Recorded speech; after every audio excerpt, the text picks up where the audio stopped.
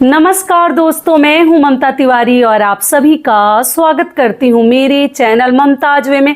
कैसे हैं आप सब? तो ये बताने के लिए कमेंट बॉक्स में जय सरस्वती माता जरूर लिखें। तो चलिए दोस्तों, आज हम इस वीडियो में जानेंगे बसंत पंचमी सरस्वती पूजा का त्यौहार हमें कब मनानी है, व्रत क्या रखना जरूरी होता है, और भी पूजा से संबंधित कुछ आप लोगों के महत्वपूर्ण प्रश्न हैं। सभी प्रश्नों के उत्तर आज हम इस वीडियो में जानेंगे। किस दिन मनाना उत्तम होगा, पंचमी तिथि कब से प्रारंभ हो रही है, कब समाप्त हो रही है, पूजा का शुभ मुहूर्त क्या है, हर चीज मैं आपके साथ शेयर करूंगी। तो ध्यान से वीडियो में आप लोग बने रहिए। और अगर आपको मेरा वीडियो पसंद आता है तो चैनल को पक्का सब्सक्राइब कर दीजिएगा और वीडियो को लाइक कर दीजिएगा। तो चलिए वीडियो को शुरू करते हैं और बेल आइकन को जरूर प्रेस कर दीजिएगा। जब भी कोई नया वीडियो डालूं नोटिफिकेशन आप सभी के पास सबसे पहले पहुंचे। तो चलिए शुरू करते हैं और जान लेते हैं सभी महत्वपूर्ण बातें बसंत पंचमी से संबंधित। तो सबसे पहले दोस्तों आपको बता दूं, माघ महीने के शुक्ल पक्ष की पंचमी तिथि को हम बसंत पंचमी का त्यौहार मनाते हैं। तो इस बार 2025 में असमंजस की स्थिति में है सभी। कुछ लोग 2 फरवरी को मना रहे हैं और कुछ लोग 3 फरवरी को मना रहे हैं। तो आप अपने घर में मतलब आसपास देख लीजिएगा, क्योंकि दोनों दिन देखिए पंचमी तिथि है। तो आपको बता दूं, पंचमी तिथि प्रारंभ हो रही है 11:30 बजे के आसपास और अगले दिन 10:30-11 बजे तक है। तो उदया तिथि को ध्यान में रखते हुए हम लोग मनाएंगे 3 फरवरी को। 2 फरवरी को भी मतलब कुछ स्थानों पर मनाया जा रहा है। अगर आपके घर में आपके आसपास मनाया जा रहा है तो आप लोग मना सकते हैं, क्योंकि कुछ लोग उस दिन पंचमी का त्यौहार मनाएंगे, लेकिन हम लोग उदया तिथि को ध्यान में रखते हुए 3 फरवरी दिन सोमवार को माता की पूजा करना भी सही होता है। सोमवार का दिन भी शुभ होता है। तो सोमवार के दिन हम उदया तिथि में मनाएंगे। बाकी आगे आप लोगों की इच्छा है, आप अपना देख लीजिएगा, आपके यहाँ जब मनाया जाएगा तभी मना लीजिएगा, ठीक है। और ये जो पर्व है, त्यौहार है, माता सरस्वती जी को समर्पित है। विद्या की देवी, वीणा वादिनी, संगीत के लिए, कला के लिए, विद्या के लिए, हर कार्यों की पूर्ति के लिए माता की ही हम पूजा करते हैं, वंदना करते हैं, प्रार्थना करते हैं कि हे माता हमारे बच्चों पे अपनी कृपा दृष्टि बना कर रखे, साथ में हमारे ऊपर भी बना कर रखिए। तो हम माता की विधि विधान से पूजा करते हैं। आप फोटो प्रतिमा से भी कर सकते हैं, आप मूर्ति लाकर भी घर में कर सकते हैं। मूर्ति खरीदते समय ध्यान रखिएगा, खड़ी मुद्रा में मूर्ति कभी ना ले, ये चीज बता चुकी हूँ। बैठी हुई मुद्रा में माता की मूर्ति खरीदिएगा। और दूसरी चीज क्या है, बहुत बड़ी मूर्ति घर में नहीं लानी चाहिए। 1 साल तक हमें रखनी है और अगले साल हम विसर्जन करते हैं। इस विधि से हम पूजा पाठ करते हैं। पीला वस्त्र पहनते हैं, पहला वीडियो तो डाल ही चुकी हूँ।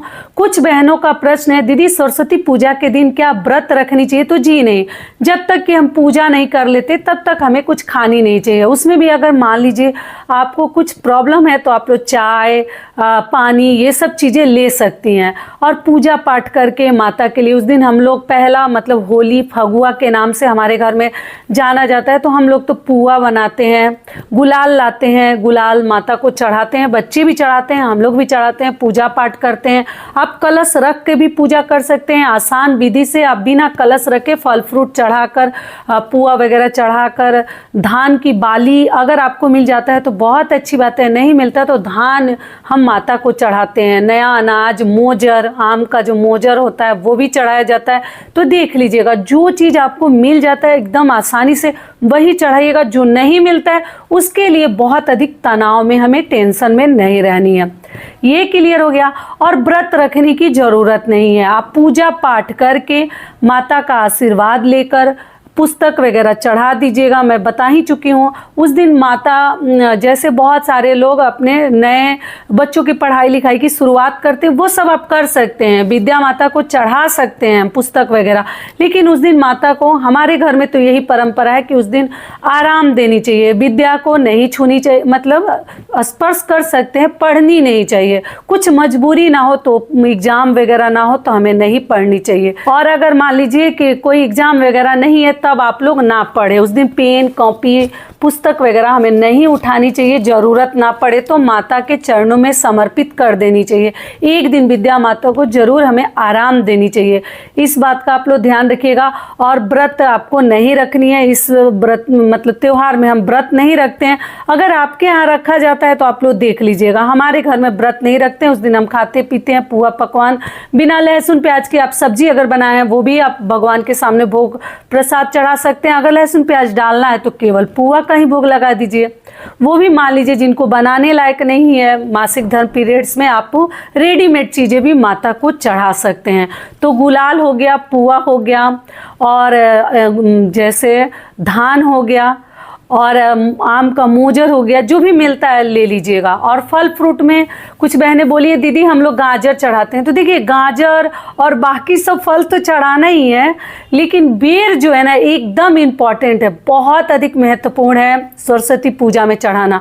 वो भी बता दूं कि मान लीजिए जिस राज्य में ना मिलता हो, साउथ वगैरह में जल्दी नहीं मिलता है, तो भी आपको चिंता नहीं करनी है, लेकिन मिल जाए तो माता के लिए 2-4 भी बेर मंगा लीजिएगा, लेकिन ज़रूर मंगाइएगा। बेर, गाजर, सेब, संतरा जो भी मिल जाता है, केला, सभी फल हम माता को चढ़ाते हैं।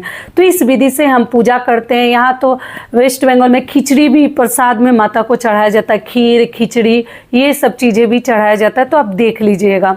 तो इस विधि से हम सरस्वती जी की पूजा करते हैं, व्रत नहीं रखते हैं, खाते पीते हैं, अच्छे से तैयार होते हैं। बरस का दिन है, आप लोग अच्छे से तैयार हो जाइएगा। सोमवार का दिन है, पैरों में महावर वगैरह लगा लीजिएगा, बाल वगैरह ना धोएं।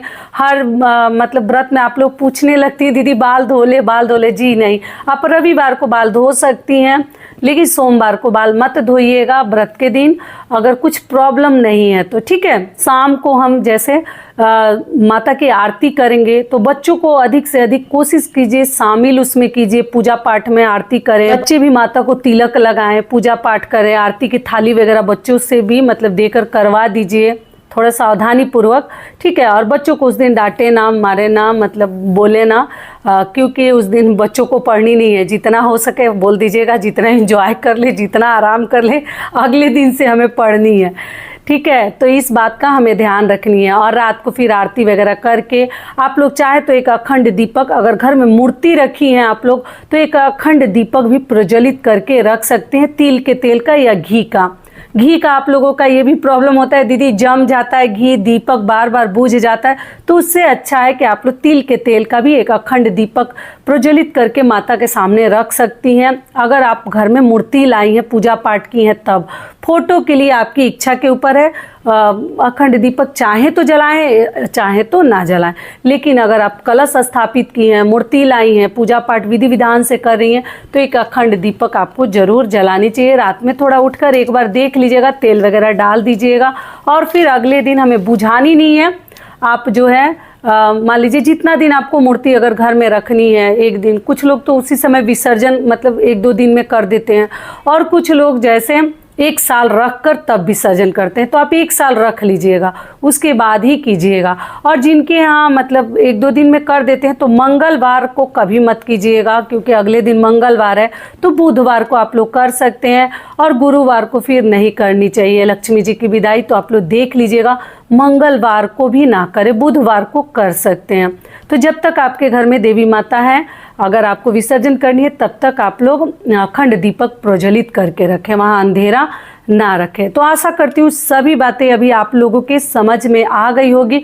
सरस्वती माता की पूजा से संबंधित, और पीला वस्त्र पहनिएगा, और स्वास्तिक वगैरह अपने मेन डोर पर, मतलब मेन गेट पर, पूजा रूम में, ये सभी जगह पे जहाँ भी देख लीजिएगा सही जगह पे आप लोग स्वास्तिक वगैरह जरूर उस दिन बना दीजिएगा। गंगा जल का छिड़काव हर मतलब बड़े बड़े व्रत में हमें जरूर छिड़काव कर देनी चाहिए। और इससे पहले दोस्तों, अगर आपको मेरा वीडियो पसंद आता है तो चैनल को पक्का सब्सक्राइब कर दीजिएगा, और एक छोटी सी लाइक कर दीजिएगा, क्योंकि आपकी एक छोटी सी लाइक से हमें बहुत अधिक हिम्मत और प्रेरणा मिलती है। तो ज़रूर कीजिएगा, इतना समय निकाल कर मेहनत से रेडी होकर आप लोगों के लिए वीडियो बनाते हैं, तो ज़रूर कीजिएगा, ठीक है।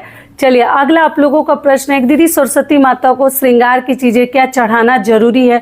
तो देखिए, अगर मान लीजिए आप एकदम सिंपल साधारण विधि से पूजा पाठ करिए, केवल फल मिठाई वगैरह चढ़ाकर, तो आपकी इच्छा है, देख लीजिएगा, चढ़ा भी सकती हैं। लेकिन एक सिंदूर बिंदी का पत्ता अगर चढ़ा दे तो अच्छा ही होगा। श्रृंगार की चीज़ें और कुछ आप चढ़ाएं या ना चढ़ाएं, लेकिन एक सिंदूर की डिब्बी और एक बिंदी का पत्ता चढ़ा देते हैं तो कोई दिक्कत नहीं है। एक आलता भी, रंग भी आप लोग महावर चढ़ा सकते हैं, तो देख लीजिएगा। टोटल आपकी इच्छा के ऊपर है। मान लीजिए आपके पास वैसा बजट नहीं है, बहुत सारी बहनें हैं जिनको मतलब बहुत चीज़ें वो खरीद नहीं सकती, तो कोई बात नहीं, आप अपने पूजा वाले सिंदूर से माता को सिंदूर वगैरह लगाकर नॉर्मल विधि से पूजा पाठ कर लीजिएगा। अगर श्रृंगार की चीज़ें मान लीजिए नहीं खरीद पाती हैं, बहुत सारी बहनें जिनके हस्बैंड नहीं खरीद कर लाते, या उतना पैसा नहीं है, आप लोग कहते हैं दीदी हमारे घर में 20 रुपये भी नहीं है, 15 रुपये भी नहीं है कि हम पूजा के लिए कुछ खरीदे, तो ऐसी स्थिति में आप रहने दीजिएगा। तो आशा करती हूँ कि सभी बातें अभी आप लोगों के समझ में आ गई होगी बसंत पंचमी को लेकर। तो ये वीडियो मेरा यहीं तक का था, फिर मिलती हूँ एक नए वीडियो में। तब तक के लिए नमस्कार। स्वस्थ रहिए, सुरक्षित रहिए और जहाँ कहीं भी रहिए खूब खुश रहिए। धन्यवाद।